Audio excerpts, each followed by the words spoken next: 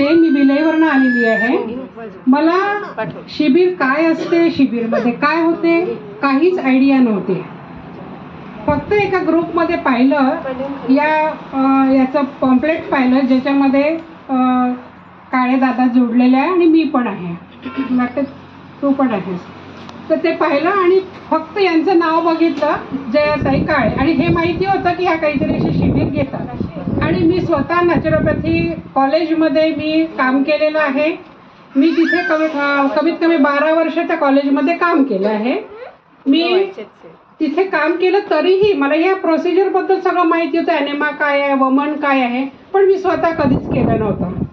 Hardly 1 या 2 वेळा. म्हणजे जे म्हणतात ना, तलावाजवळ, म्हणजे एवढ्या मोठ्या मी तलावाजवळ होती पण तिथे मी त्या पाण्याला चखलं सुद्धा नव्हतं, पाण्याची चौपट घेतलेली नव्हती. अशी मी, म्हणजे मी त्या याच्यापासून नॉलेज असूनही मी स्वतःवर ते अप्लाय केलेलं नव्हतं. तर हे जेव्हा मी वाचलं तर तेव्हा मी असं पाहिलं की आता आपण कॉलेजमध्ये, म्हणजे मी आईची, माझ्या प्रकृती ठीक नव्हती त्याच्यामुळे ती जॉब्स मला सोडावं लागली. आईचं मी पूर्ण सगळं केलं. तर ते करता करता काय झालं, मला पण थोडंसं असं टोंगळ्यांमध्ये त्रास, बॅकमध्ये त्रास, तिला उचलता हे सगळं करताना त्रास व्हायचा. तर मग आता ती एक्सपायर होऊन 1 वर्ष झालं. तर मग आता मला असं वाटायला लागलं, आपण आता फ्री झालेलं आहे तर आपणही आपल्यासाठी वेळ द्यायला पाहिजे, हे मनात यावं. आणि यांचं ते पॉम्पलेट पाहण्याची जवळपास असं म्हणजे एकसारखाच वेळ झाला.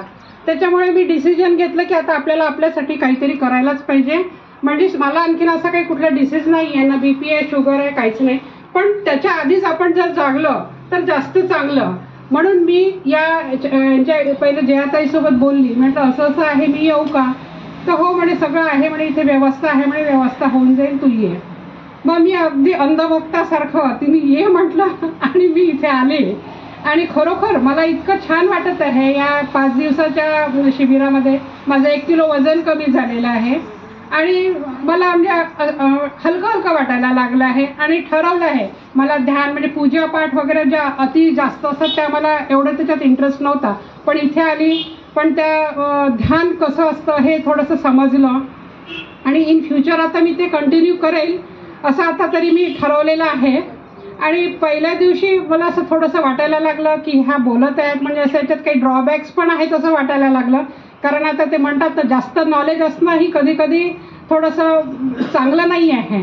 म्हणजे अगदी त्यांनी पहिलेच सांगितलं की हे जर तुमचा विश्वास असेल तरच तुम्ही कंटिन्यू करा, असं यांनी 2-3 वेळा सांगितलं. दोघींनी सांगितलं, जया मॅडमनी पण आणि गीता मॅडमनी पण.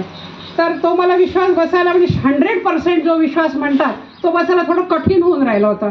पण हे कालचे जे मी एक्सपिरियन्स, सगळ्यांचे अनुभव ऐकले आणि स्पेशली जे डॉक्टर आले होते, तर तेव्हा असं वाटलं की नाही, हा इतका मोठा MBBS माणूस जर याच्यावरती डोळे झाकून विश्वास करतो तर आपल्या मनात जी थोडीशी पाल चुकचुकते आहे ती बंद करावं. आणि आता अगदी तिच्यावर जर विश्वास ठेवून आलं तर करायलाच पाहिजे. तर धन्यवाद दोघींना. हां, सगळ्यात महत्त्वाचं यांनी विचारलं आहे की इथे काही फीडबॅक पण त्यात जर काही आमचे ड्रॉबॅक्स असतील तर ड्रॉबॅक्समध्ये तर मला असं काही जाणवलं नाही.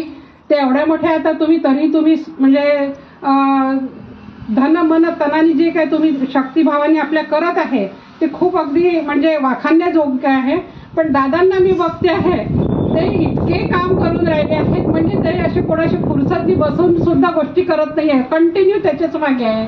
त्यांचं म्हणजे अगदी म्हणावं तितकं कौतुक करावं तितकं कमीच आहे. धन्यवाद.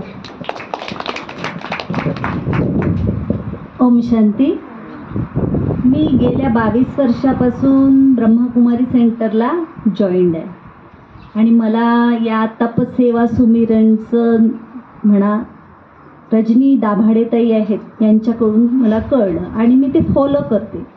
2 महिन्यापासून मी डाएट प्लॅन हा फॉलो करते. पण मला हे शिबिर जॉईन करायचं होतं कारण मी तप केलेलंच आहे, सेवा पण त्याच्यात आहे, तन मन धनाची, सुमिरण पण करते. पण diet plan, what is your diet, हे इथे आल्यावर समजलं आणि मी ते आयुष्यभर करेन.